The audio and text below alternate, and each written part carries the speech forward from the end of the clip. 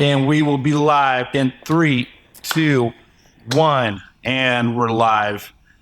Hey guys, welcome to the Graffiti Black podcast. I am Jameson Donahoe. I run the show, and in this episode, my guest with me is Jammie. So welcome, man. Thank you for coming. What's up? How you guys doing out there? Yeah. Hey, yeah. Appreciate you stopping by. I'm pretty excited that we're doing this. Yeah. We've talked a little bit about having you come on. I've been really interested in, asking you about some of the projects, the songs you're working on, a couple other things I've been seeing you talk about recently online, like on Facebook and all that. So, I wanted to kind of jump into, a few things like that, but I always love to kind of kick it off a little bit, just getting a little bit of background for maybe people who are or are not familiar with you. Okay. Why don't you give me a brief rundown of, the two, I know you said you have like two main projects that you work on, right? Yeah. Okay. Well, I know one is Bosstel, right? Right. Okay. So give me a rundown of that really quick and we can start there. Well, Bosstel started out, it started out as a studio project at first, just recording and stuff during the pandemic, and then it became a band. Really was doing a bunch of songs just to be productive and put stuff out, and I had a few people like it and say, hey, we should put this together. And now I've got Wayne Russell on drums, Ryan Kripe on bass, Dennis Kilburn on lead guitar, and we're going to be adding another guitar player soon. That's a mystery. So I also wanted to front because I play in another band, Praise the Fallen, where I play guitar and sing the whole time in that band. And for years I was a front man. I miss just being a front man, but that's catch-22 because I write the songs too. So I had to find some people to be able to do what I was writing. And we found them. We found some really good team players, and it's going good. Okay. That's the Bosstel stuff. And then Praise the Fallen. I've been doing Praise the Fallen. Started it in 2009. Went on hiatus for about 5 years, and then I brought it back in 2014. So, yeah. Okay. And so when I was listening to some of the tracks that, that I got to listen to, would you say is it hard rock? What do you classify it as in genre? Praise the Fallen? Yeah. Praise the Fallen's straight up guitars, bass, and drums, hard rock. Hard rock. Yeah. Okay. I felt like that's what it was. I mean, was the ones I was listening to, was that Praise the Fallen? That was Bosstel Today? Yeah. Bosstel Today, yeah. The Praise the Fallen, we've got stuff out on streaming and stuff. Degenerate Types is our newest EP. And that's, it's hard rock. Hard rock, okay. Yeah, no, I felt like that's what it was. I just, The Bosstel stuff has more loops and ambience in it. I'm going with some electro vibe, Okay. So it's, I don't know, it's more of a presentation. I want to get in venues and theaters, like bigger. I'm thinking bigger for it. Well, how big? Yeah. Yeah. So I don't know. It's more pop, hard rock, I guess. Pop, hard rock? Is that a thing? I'm thinking so. I don't know. Like I said, it's got dance beats in it, loops, and I heard like 2 tracks like that today. Yeah, fun stuff like that. Something I've always wanted to do. Okay. Well, yeah, I mean, so I did hear there was a few that you put back to back on the recordings. I don't think they were all labeled as actual titles. So I just wanted to make sure I was, I don't think I got the name of it, but one of those that I was listening to, it did have that dance track to it. Yeah. But it did go pretty hard. So that's a song called I'm Not Angry Anymore. Yeah, that one. Okay, then that must have meant it. Yeah, we're working on that one now. It'll be out soon. Well, I mean, that's great. Do you have a rough idea in mind, like next 2 months, 3 months, 6 months? Or you just don't know yet? I'm supposed to do vocals Saturday on it. So okay. So the quicker we get it mixed and mastered, it'll be out. It'll probably be out before the end of the month. Okay, so very soon. Yeah. Awesome, cool. This will definitely be out way before that. So. Oh yeah. Yeah. I'm making sure these are out within a week or 2 max after we shoot it. Yeah, and then another song we're bringing out is called This War. That one's going to be out soon, but we're going to be doing a music video for that too. Okay. So we want to put that out all at once. That's actually in the mixing stage right now. That song is. So Are these ones that you're mixing yourself, or you have someone else do it for Wade you? Russell, my drummer Okay. that plays in Bosstel, he has a studio. It starts with me in my bedroom studio. All right. And then I get the idea written out and stuff, and then I'll send it to Wayne and I'll send it to Dennis, and they'll do their parts, and then we put it together at Wayne's studio with real drums, and we'll redo it, basically. So it's like demo stage with me, but it still sounds pretty good. Yeah. Just the difference is it's real drums, and we do it in a bigger studio. Yeah. No, that's cool.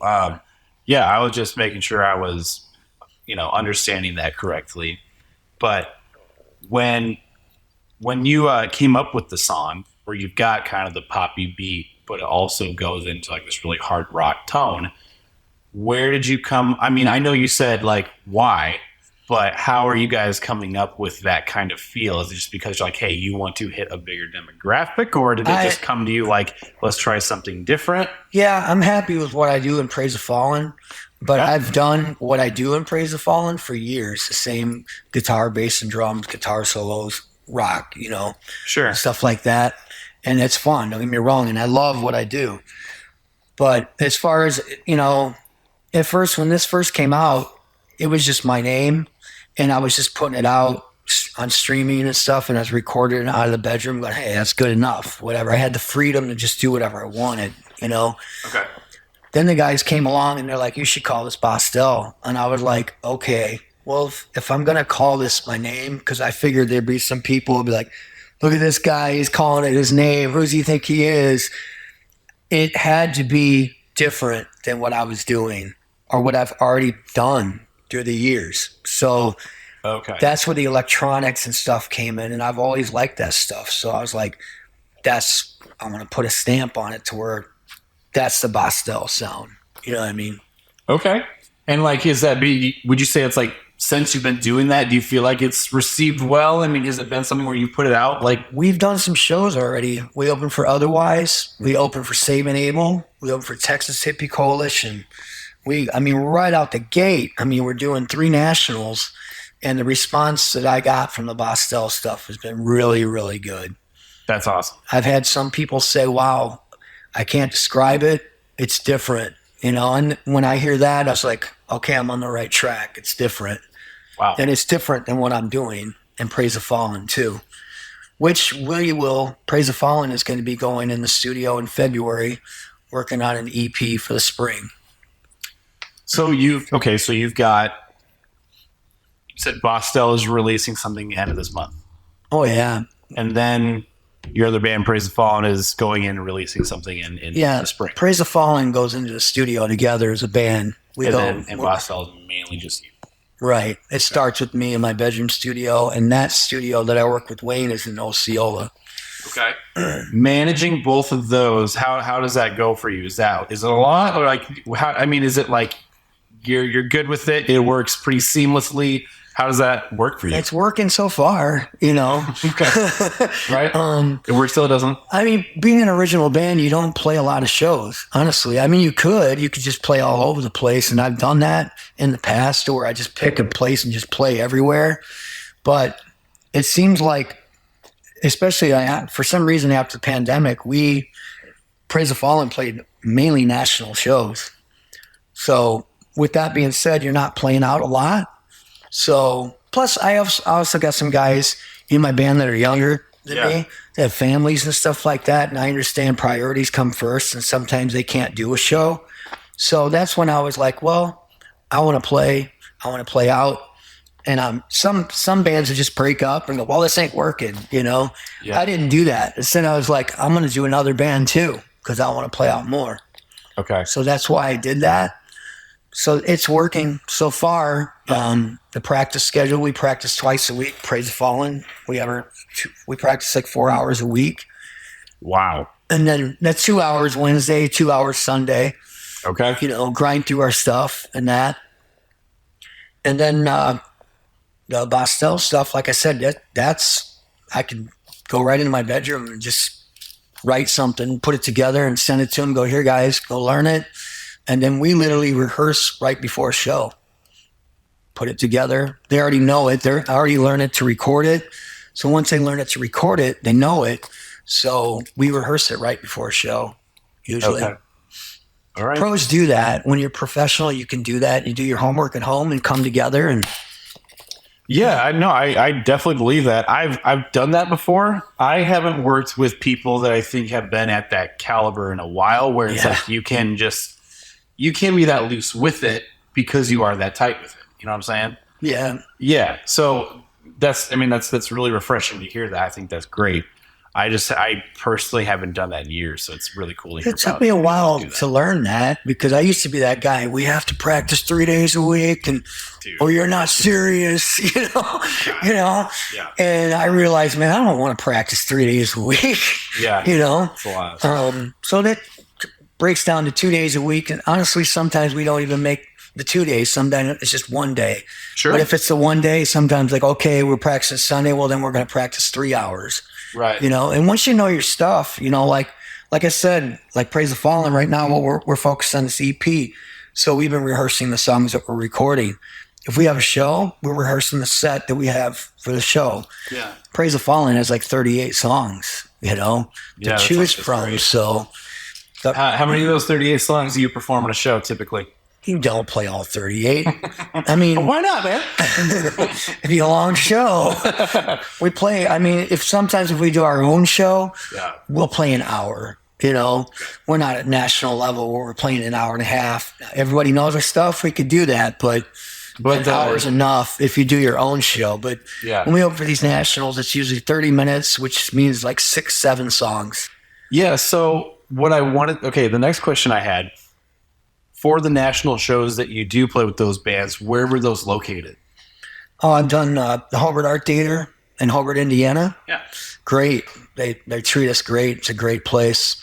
The Eclectic Room in Angola, Indiana. Yeah, we opened for Puddle of Mud there, Save and Able, Non-Point. That's so cool. I've opened for a lot of good nationals there. Music Factory in Battle Creek, played there. Okay. Where else? Yeah, Piers. We played Piers in Fort Wayne. Yeah. I played the Cubby Bear in Chicago, too. Okay. Mm-hmm. Well, okay, out of those, which one would you say is your favorite then? Which venue was your favorite? And which band did you like performing with the most? Answer those two. I got to give it to the Art Theater. Right. They just treat us really good. And also, I grew up in Chesterton, Indiana. So Hobart's not too far. It's like 15, 20 minutes away from Chester. Okay. So my hometown people come, people I went to high school with and stuff. Old friends come. And it's just a reunion every time I play there. So it's great. Awesome. That's why I like it there. And the promoter that books us there, we go way back. I've known him since, 2006. Okay. Yeah. I was in a Jägermeister band back in 2006 called Signal. The biggest show I've done. I opened for Stain in 3 Days Grace. Dude, how was that? And when was that? 2006, Prairie Capital Convention Center. So that was like right when they released like 1X. Yes, it was that tour. Oh shoot, dude. We had 14,000 people. What a good album. Yeah. Oh man. It was a blessing and a curse because it's addictive, You play in front of a crowd like that and you want it again and again and again. And what's wrong with that? Nothing, man. Been reaching for that for a long time. But it takes years to get to that big of a crowd. And I'm sure. It was 20 minutes of my life that I'll never forget. Yeah, I've never come close to anything like that. But, when I've played in front of like a few hundred people, that to me is still like an ultimate thrill. So I don't even know what that was. You still give 1,000% in front of 10 people. Yeah, they're there to see you. Yeah. Yeah. I've honestly had some of the most entertaining shows, most memorable ones has been in front of like 10, 20 people. Definitely. I've played parties, so it was more fun. Yeah. Sometimes it's all business and everything's hurry, hurry, hurry. When you open for these nationals, you get 15 minutes between each band. You're rushing. Yeah. And sometimes because, you got to be there, load in to a certain time. This time you're going, everything's a schedule. So, everything's going by so fast. Sometimes when you do your own show, you can take your time and, it's more intimate and it's just, I get it for sure. I've played parties that were more fun than it feels like a job sometimes. Sure. Yeah. when it's like that, when you're on schedule and stuff. But I still love opening for the Nationals and stuff. And we've gotten a great response in front of crowds so far with Bosstel and Praise the Fallen both. Yeah. My aunt opened up for Skillet. I forget what year, but that's cool. That was really cool. That might have been like 6-7 years ago, if I recall correctly. But I heard that was really, really cool. She did that. She's up in Ann Arbor. Okay. Yeah. So I don't know how that happened. I don't know the logistics of how it occurred. I just know the one day that came up, and I was like, "That's pretty dope." So yeah, they're pretty good band. They're gonna be playing Elkhart County Fairgrounds this summer. Oh, cool. Yeah. Huh. All right, I gotta go see that. I'll be like, give them my hat one time. They'll be like, we don't know what you talking. We don't know why you talking to us. But yeah, that's great that you guys have been able to perform with 3 Days Grace and all that.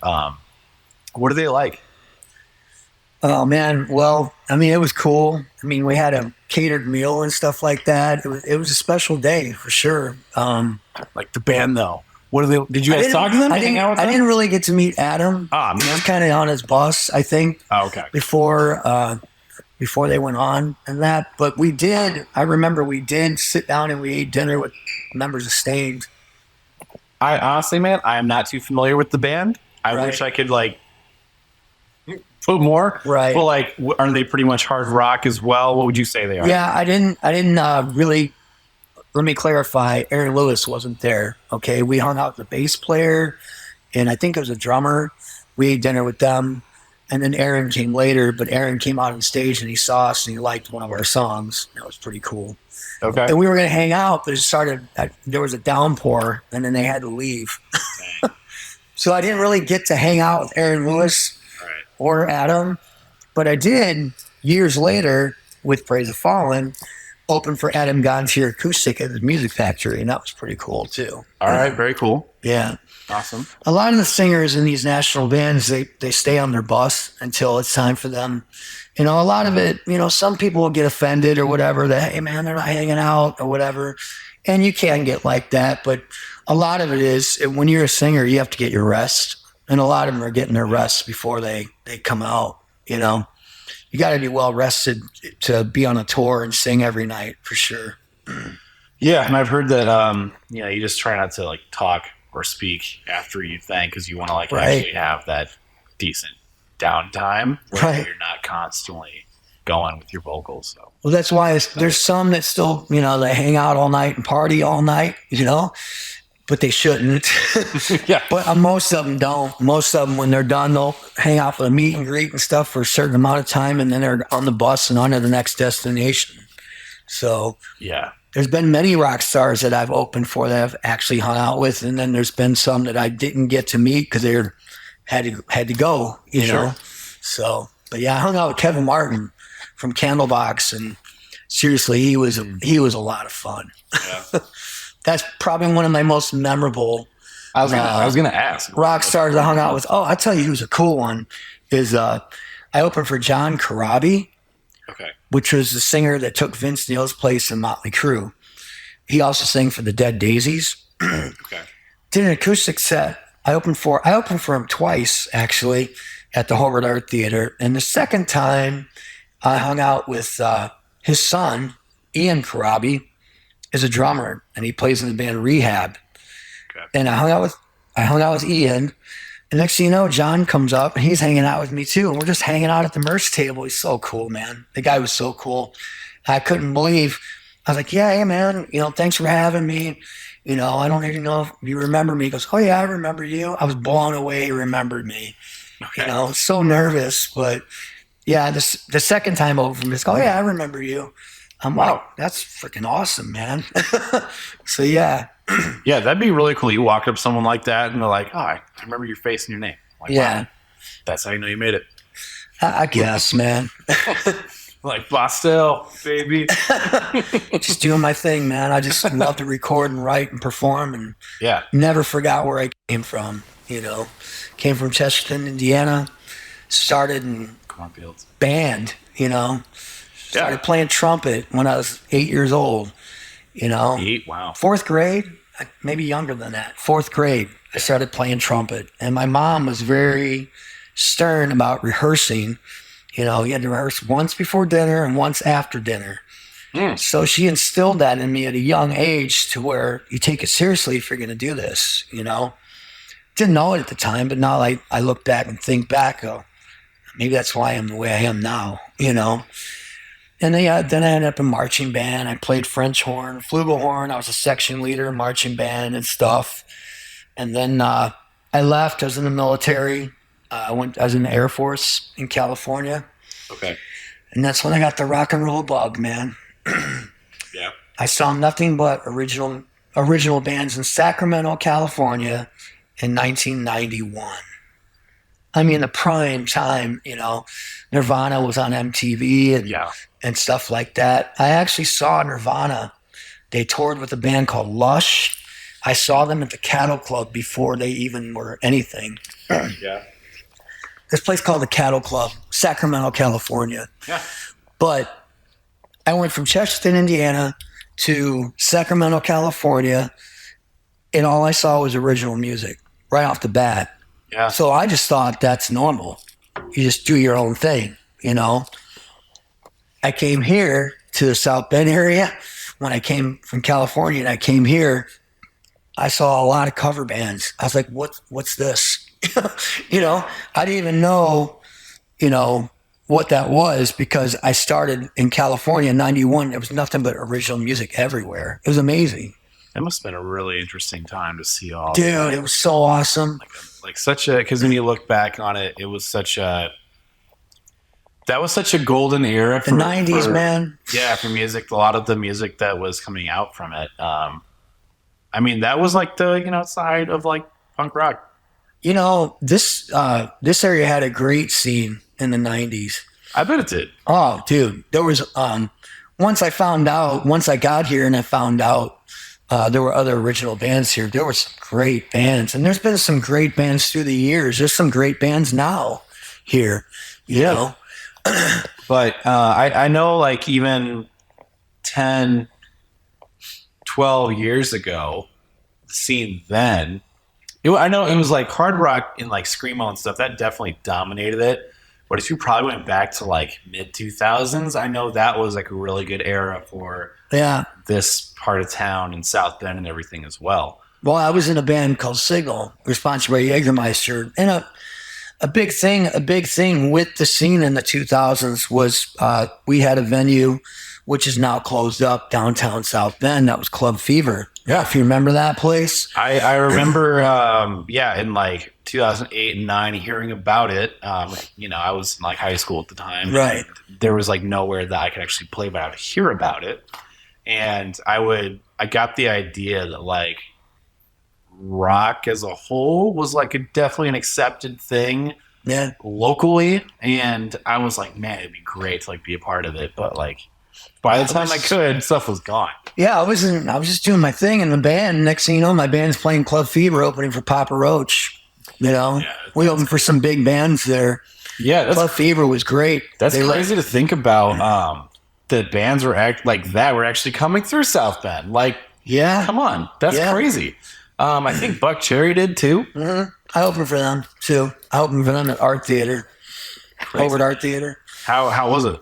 Oh, it was awesome. Yeah, it was a Tuesday, and it's still packed. Don't matter. Wow. You can say what you want to say about Buck Cherry. You know, they're a great rock band. They're good. Yeah, I believe it. I've only like heard their stuff. You know, the recordings. I've never like seen them, heard them live really, so I really don't know what to say about that. But yeah, you know, they've written like some really memorable stuff. Oh yeah. I mean, they're a party rock band. A lot of girls like them and stuff, you know. Sure. So it was a good crowd. It was a good time. And we went over, Praise the Fallen opened for them. We went over pretty well opening for them, you know. Okay. So you guys you've did a lot of that happen with, you know, someone that managed you guys, or was it just like relations where you guys as a band managed yourselves and were able to get your foot in the door with all these bands you can open up with? How would that happen? Well, it started back in 2006 when I was opening for Nationals with the band I was in at the time, Signal. Yeah. And then just through the years, I stayed in touch with a lot of the promoters and stuff from those times. But also, you know, you got to put out a quality product. If you put out a quality product, you're going to get quality bands asking your quality band to open for them. Okay. You know, that's really, really, really important. I tell bands now when I see them booking shows and they have no product, why would you go play shows with having, because if you're done with the show, people might want your music and you have nothing to sell or have nothing to offer. You know, it's important that you put at least one song out. That way, not only will you get booked, you know, because the first thing the venue is going to do, well, you got something where I can hear you or see you, you know? So you need to have a product, you know? Music is a product, let's face it, you know? What you're doing is a product, you know? We're producing something, that's why it's called producing. It's a product. You're providing a product for the community or, you know, clients or whatever.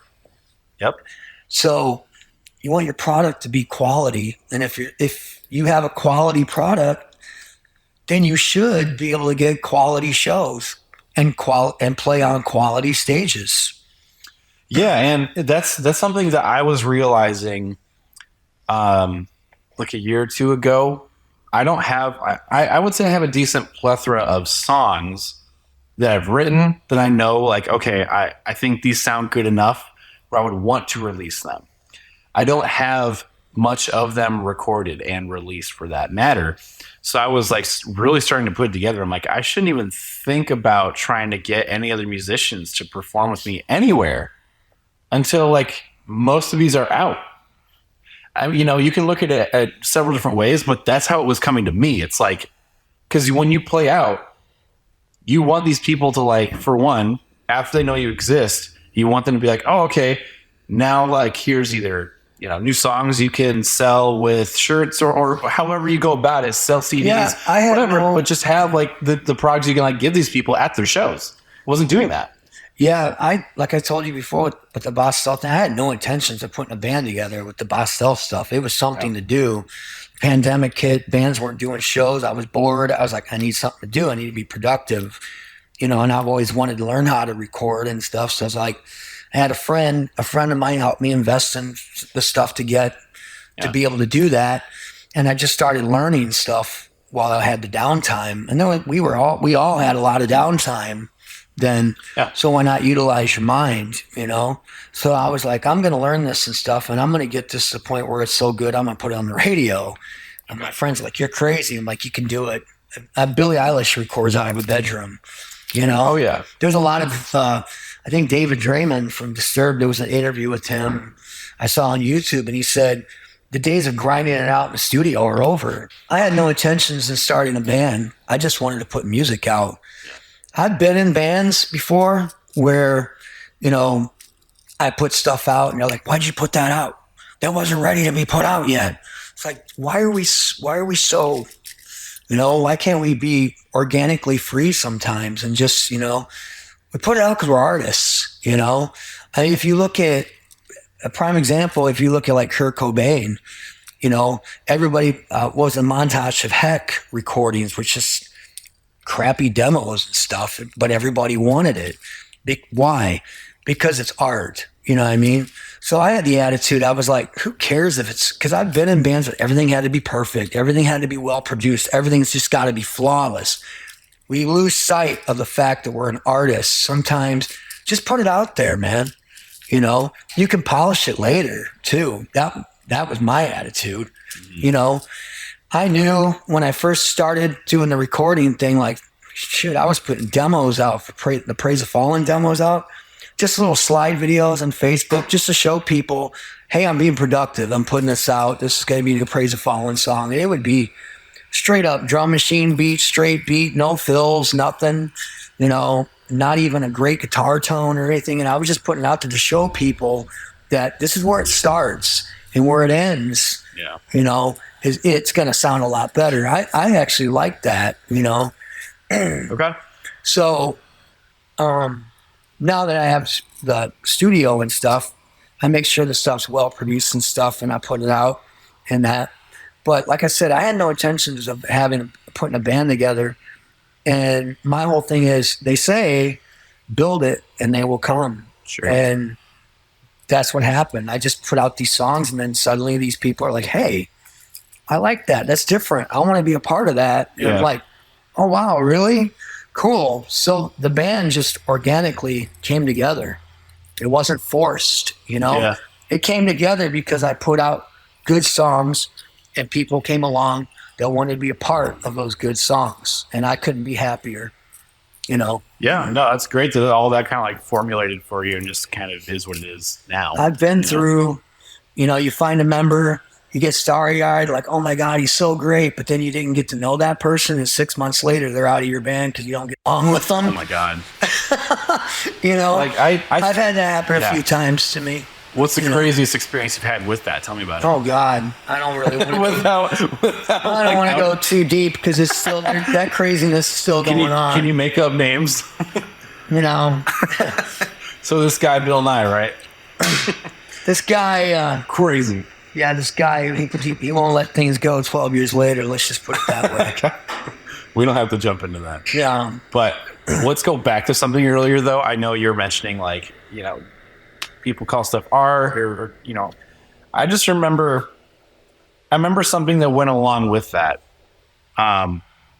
Maybe how do they come up with that? I know earlier you were talking about basically putting stuff out on internet and all that, kind of putting out whenever you want. I remember specifically a time, you know, MySpace was a big thing. This might have been 2007 or 8. Oh yeah, MySpace. I used MySpace a lot. Yeah, honestly, maybe it was 2006. I just remember there was a certain point in time where my brother and I, we began doing demo recordings in like 2006. Yeah. It was Pro Tools LE with like a M box that had the 2 inputs. Oh yeah, so you I know could what you're talking about. simultaneously record with 2. Like now I can use like 18, 20 inputs if I wanted to. But my point is at that time, we were so new to all of this. And on MySpace, we would see other bands that were like, you know, we'd see Green Day's MySpace where they have their songs listed out on there. And we would be like, how are they getting their stuff on there? That was so fun. How do they, but like all of that concept was like getting your songs. Yeah. It wouldn't even be a big band. It'd be like a local-ish one. Their stuff would be on there. It would sound decent. We're like, we couldn't, at least I couldn't wrap my mind around how are they doing that? It's out there right there. Cause like I barely knew what iTunes was at the time. Right. Spotify didn't exist, right? All this stuff, like streaming, whatever. So like that whole concept to me, it blew my mind of like, you know, you can have your stuff. There was actually a on site, the internet. There was actually a site that came out before that. You know, we're going back. It was called mp3.com. Yo, that sounds old. 1997. I was in a band called Digpin, and we recorded a CD and stuff. Next thing you know, my drummer, he uploaded our stuff to mp3.com. And then suddenly people were contacting me, treat me like I was famous or something. And I was like, oh, wow, our music's on a computer, you know, because it was an MP3 format. I didn't even know what MP3 was. I'm like, what's that? Okay. Yeah. Okay, I guess that's what it is. It's one of those things where as the years go by, you just soak it all in like a sponge, man, and you just learn. It is actually crazy because after a certain point, like you did just start to learn about all of that very rapidly. And it's like people aren't, you know, kids that are like 12 right now, they have no like recollection of how like ancient all of that was to like soak it in for the first time. Because the very first, let me tell you, I recorded in the studios when it was reel to reel, man. I bet back in the 90s, it was still tape. I remember my first studio was in Sacramento, but a studio here in South Bend is iconic, right over off of Miami Street. Miami Street Studios. There was a guy there, and he's actually one of my friends on Facebook. His name's John Nooner. He was there. I remember John cutting tape. I was in a band. Crazy. My first band when I came to South Bend, it was a metal band called Dance Macabre, and I recorded at the studio called Miami Street Studios, and I remember John Nooner cutting tape. You know, and then we went from that to ADAT. We went from ADAT to 8-track, and you know. I'm trying to remember there was like an 8-track recorder that we worked on. I think it was technically digital, but it wasn't like, you know, opening up your laptop and recording in a DAW. It wasn't like that. No. It was an 8-track recorder, this analog device. You'd plug the mic into it and you just recorded like that. Like we were doing that in like 2005, man. Right. That, like, looking back on it, I was like, what? Like we were doing that? Yeah. And like when we actually went to Pro Tools on a computer, I was like, yo, we're in. It's like, no, we weren't. But having like seeing that and like even thinking about it right now still like blows me away. When I was 15, a friend of mine, we used to go to the local music store and rent a keyboard, and we used to, they had sequencers. I don't know if you know what that is. These things are like these little machines, and man, you had to do a bunch of math and stuff. And I was like, just looked at this guy as a god. Like, you're so intelligent. How do you know that? And he would just put a song together with pushing all these buttons. And you don't even know what's going on. I'm like, okay, it's your turn to sing. And I was singing, a song would be done. You're like, what is that? Now we don't even need that crap. Did you record it? He's like, it's all good. Right. It was like math. You know, you're watching him do all these numbers and stuff. You're like, dude, honestly, and I was like, I don't want to deal with that. So I was lazy for years and just said, I'll just go to the studio and let someone else do it, you know? Yeah, there might have been like a legitimate need to like, yo, you need a recording engineer Right. to engineer that because it's like backwards. No, like now it's like you just like, I use a free software, dude, and it gives me like studio grade material. It's really insane. Yeah. Like everything in the music industry has been like. I've got a Tascam 4-track. Yeah. That's cassette, Tascam 4-track. I still got it. I bought it at a yard sale just to have it because it's, you know, from back in nostalgia, I guess. But I was doing little keyboard songs and stuff when I was like 14, recording with the Dr. Rhythm drum machine and keyboards. And at the time, I thought I was a singer, but, you know, just doing little keyboard songs. I was in the bands like Depeche Mode and stuff like that, and more dance music and stuff, because that's what you heard when you were a kid. You know? How many bands have you been in? Let's see. My first band was 1990. We were called the Electric Horizon, you know, and that was out of Sacramento, California. That was my first band after I got out of the Air Force. I became a singer by accident. I was actually a drummer before I was a singer. Okay. Yeah, I wanted to be a drummer, and I played drums and stuff. Long story short, there was this battle of bands. They lost their singer the night before this battle of bands. Oh. This big music store in Sacramento had this contest where you got 3 songs. You had 3 months put together, 3 songs, and the winner gets recording time and all this stuff. And the judges were celebrity judges and stuff, and we got second place, you know. And I'd never sang in a band. Except for there was one time I did a talent show in high school. We sang Poison, Talk Dirty to Me. Okay. You know, but at the time when you're a kid, you're not even thinking about being in a band. I wasn't. I was just like having fun. That's what you did. You were bored. I'm like, sure, I'll do this. You know, never even thought I'm going to be in a band. You know, I was already in band and marching band and stuff like that. So, but my first rock band was Electric Horizon. Let's see. Then I came home. I was in a band called Anthem, and we used to play at Valparaiso University. We used to play frat parties. And actually, that was my first cover band, actually. And I played keyboards in that band. And I sang the heavier stuff, like Metallica and Pearl Jam and stuff like that. Yeah. And then our bass player, he had a high voice. And we actually did some Rush tunes and stuff like that. He sang all the higher stuff, and I sang the lower octave stuff, like the Eddie Vedder and Stone Temple Pilots and stuff like that. And we were all right. We played frat parties and got drunk and lived in a trailer park. We got robbed, and then I went back to California, tried to put the band back together with Electric Horizon. It didn't do so well, so then I came back. I came here. Actually lived in Niles for a minute. And then my first band here was Dance Macabre. And that was 93. Yeah, I was 1993. I was in Dance Macabre. That was a metal band. We did Anthrax, Alice in Chains, Metallica. But we did originals. When I joined them, I was like, we got to do originals, you know. And so I did that. Then I went from that to... No, I'm sorry. Let me take that back. My band, when I got back here, I was in a band called Rain Will Fall in 93. 94, I was in Dance Macabre. 95, I was in Dead on Sunday. That band was together till 97, broke up in 97. We're still friends, the guys in Dead on Sunday and some of the guys in Rain Will Fall. I'm still friends with. I'm friends with the drummer from Dance Macabre still. Then in 97, I was in a band called Digpin. That was along the lines of like Mudvayne, Korn, Tool. That stuff was hitting at the time, and we were like along that sound. Yeah. And then Dead on Sunday got back together.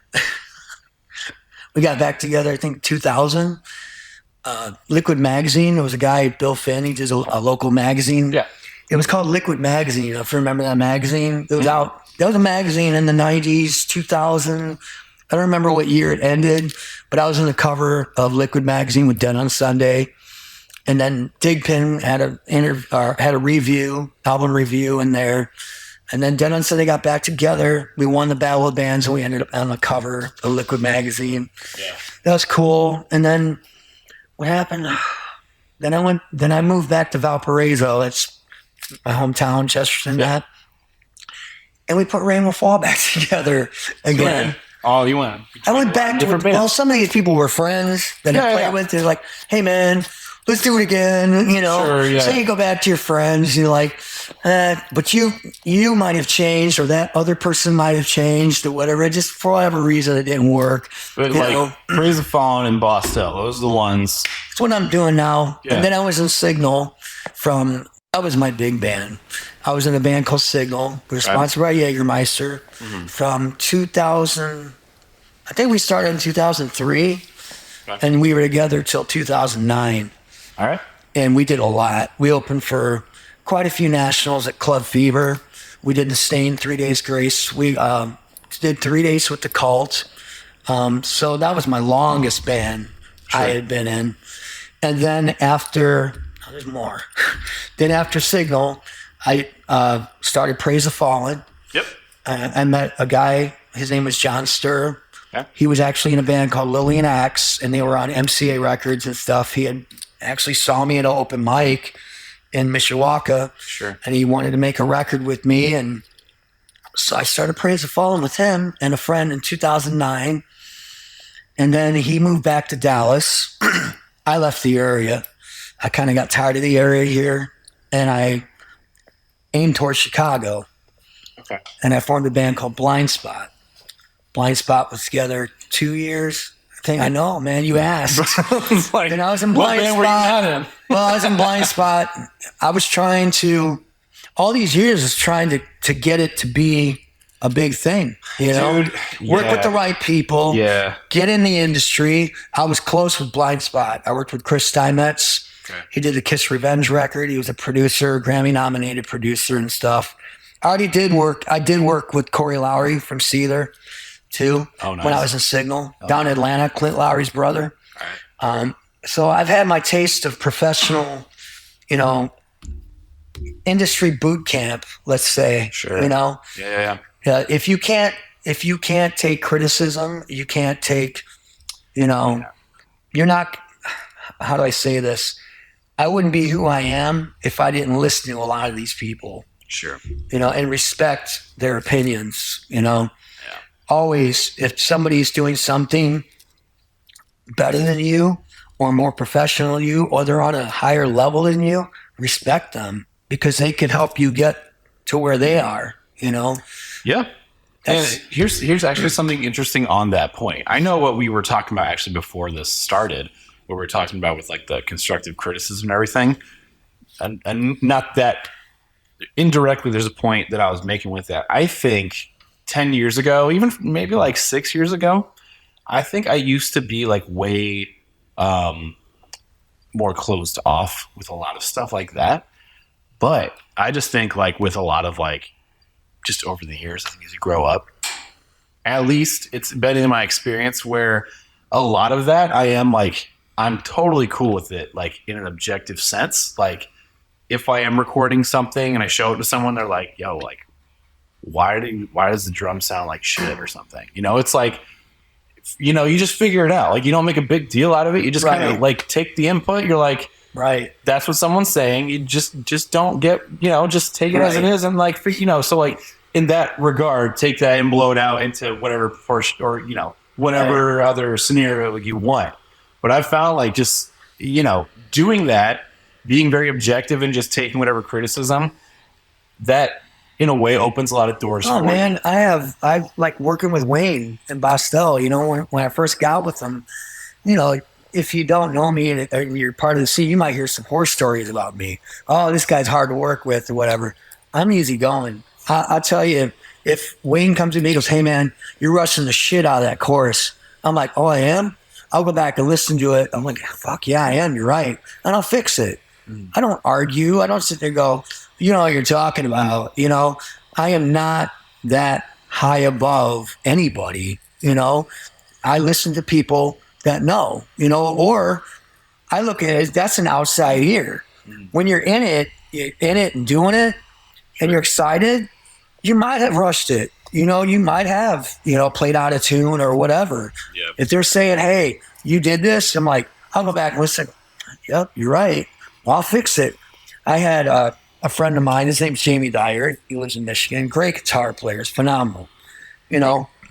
When I recorded, he told me, he goes, I love recording vocals with you, man. He goes, you're so easy to work with. He goes, if I tell you something's off, you just go and fix it. You don't even argue. I'm like, he's had experience where people argued with him. No, you don't know what you're talking about. I'm like, yeah, he does. Yeah. If that person's got, like I was saying, not just him, anybody, if they have more experience or they have more knowledge, and you respect it, man. And you're going to get a lot further.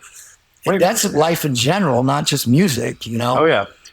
Look up to your peers and you could be on their level one day, Yeah, there's for like my actual like job and like business, what I do is like photography. I've actually, I didn't start really advancing or like in terms of like the business or the skill until I actually started like getting mentorship and having people just kind of like look at me objectively at where you're at and just kind of tell you like, well, here's what's wrong. And then, so it's like I was able to like grow really fast because I could just look at whatever they were saying since they were like eons ahead of me. Right. I would just look at whatever they said and told me to do. It's like, you should probably just do that. Because it's like, a lot easier. So much further than you. Why would you bother? A lot of people let their egos get in the way, man, and it ruins everything for you. If it, not you, but I'm saying if anybody's like that and they're letting their ego get in the way, you might ruin an opportunity for yourself. A lot of it too is with people is pride. It's a matter of pride. They got so much pride, they don't want to allow somebody. Like, I'm not going to allow this person to be better than I am, or whatever. But, sometimes too, pride stops people from reaching out and saying, hey, will you help me, man? Or, hey, I've always wanted to record a song with you. For example, how am I going to know that unless you reach out and tell me? You know what I mean? Yeah. Or they're listening to someone's opinion of you formed and they're like, well, I don't want to reach out to him because he'll probably just tell me no, or he probably thinks he's too good for me or not. You don't know unless you ask. So if I got anything to say in 2023, swallow your pride, man, and reach out, to your mentors. Yeah. One thing I wanted to go back on a little bit. So we've got your two bands that you do now. Yeah. Correct. So with songs that are coming out, whether they're unreleased or ones that are already released, do you have a song that you would say is your favorite? Well, Bosstel just put out A World Out of View. Mm-hmm. That song's pretty awesome. Yeah. It's definitely fun to play live too. And that's the first song where I got excited. It starts with a dance beat. Yeah. And then it turns into just a rocker, and I was like, man, I like the direction this is going. And then when we put it together, it waves, but it's a real catchy song. And if you listen to the song, it's got a message to it and stuff. We spend a lot of time, all of us, with the social media and stuff, measuring ourselves by likes and numbers, and everything's become numbers. If you got the numbers, you're all hype. Not necessarily. There's artists out there that have low numbers that are phenomenal. In that, but we measure. We've had if you notice, people measure their self-worth by how many likes did I get today and stuff like that. I was guilty of it too, But anyway, that song, World Out of View, it's about that. It's kind of about that and how we just kind of lost sight of everything through that. Interesting. It's a pretty cool song. Yeah. Yeah. Okay. But that's the Bosstel stuff. We're, like I said, we got some new stuff coming out. And then Praise the Fallen, we got high numbers right now on Spotify, and we're on some playlists. Yeah, I saw you actually posting about that. Maybe it was like last week or something, but I see a lot of your posts pop up, and you're talking about that. What are you at around like 1,000 a month? Right now at 930. It dropped. Okay. It dropped a little, but I think it's because some subscribers probably canceled their subscription or for the new year or something. Sure. Or they might be just going for the new month. But last month we had 1,032. That's really monthly listeners. Dude, yeah. I was shocked. If I was seeing that for my band stuff, I'd shit my pants, dude. Like, that'd be awesome. That blew my mind because the month before we had 34. Yeah, I was like, what happened? That was a pretty big jump.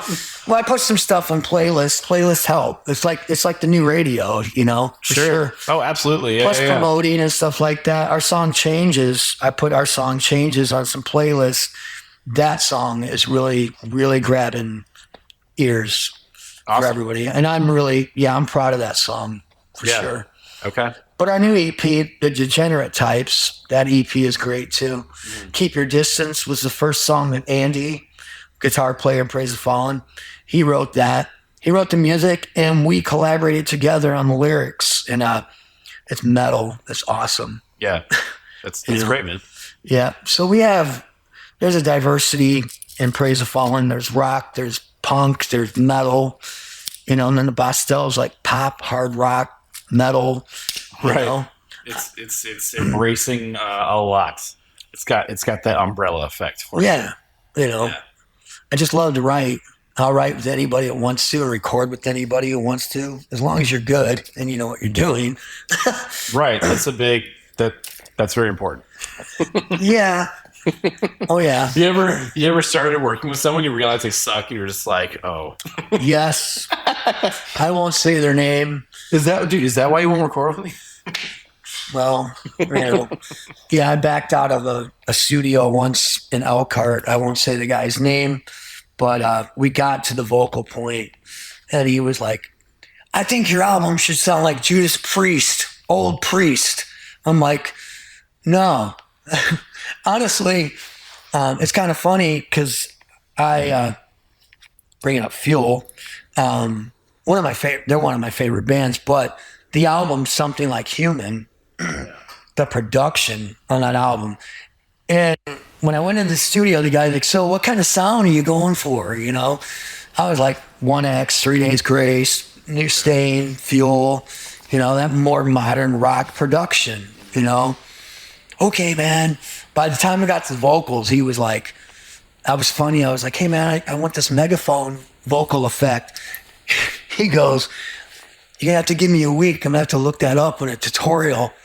I was like, okay. Now, before that, I worked with professional studios. Like I worked with Chris Steinmetz in Chicago, something like that. A professional would take not even 3 minutes. Like, here you go. Bam.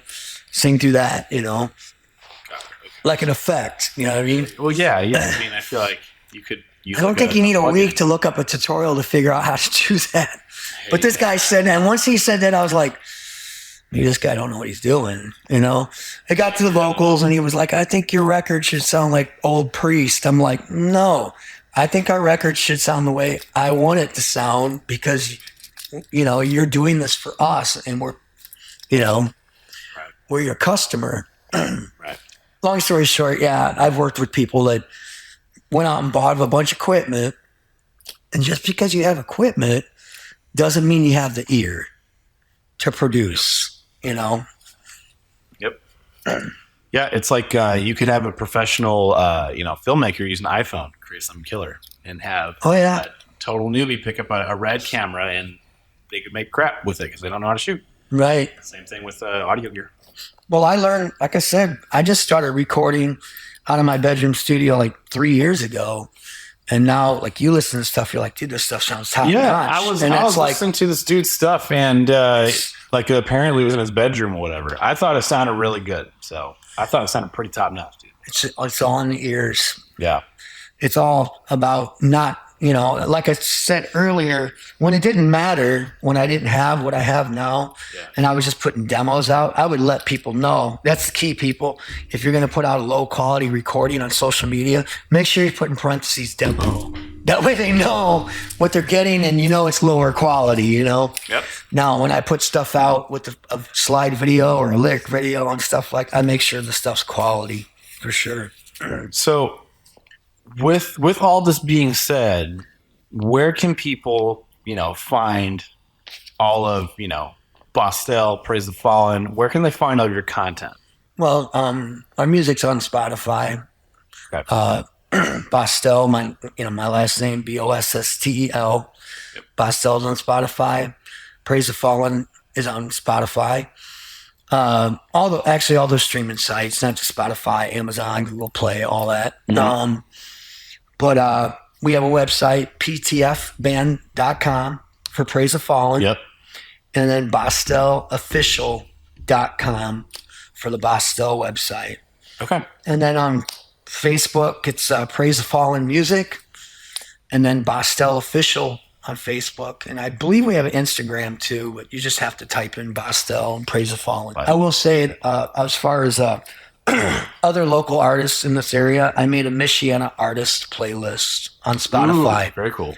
I took the time and put like 3 hours worth of local Michiana bands throughout the years that have stayed on my mind. I made a playlist on Spotify. And if any new bands are out there recording and stuff, and I hear you, I add you to the playlist. Dope. Okay. That's about support, Yeah, totally. So, I mean, like, just to wrap it up, is there anything else that, like, while you're here, you just want to totally, like, any words of wisdom you like to bestow upon the 6D that's looking at you right now? I think I told you a lot. I feel like I talked a lot. You did. We learned a lot about you for sure. We learned about a lot of the bands that you're in. We learned about the music you have coming out, where we can find all your stuff. We kind of learned a little bit on the backstory of, when you first got into music, right? Where you're from. Yeah. And all the bands you opened with. That's pretty dope.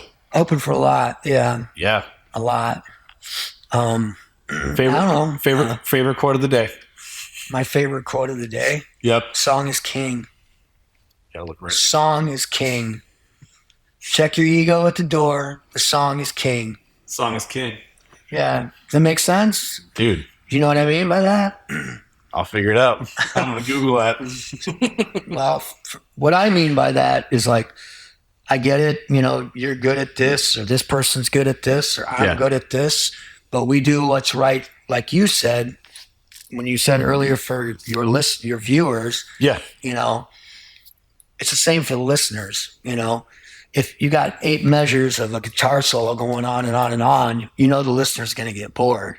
So even though you're a guitar player and you want to shine and you want to rip it up for 8 measures, you're probably like, I should think of the listener. Are they going to get bored with this? And remember, the song is king, right? The song is more important than you. Yep. Does that make sense? Absolutely, man. Yeah. So yeah, that's something I have learned to live by. Song is king. Yep. I love it, man. Well, yeah, no, I appreciate you coming on, man. Thank you for your time. Hey, man, no problem. Look for stuff on Spotify. Praise the Fallen, Bosstel. All right.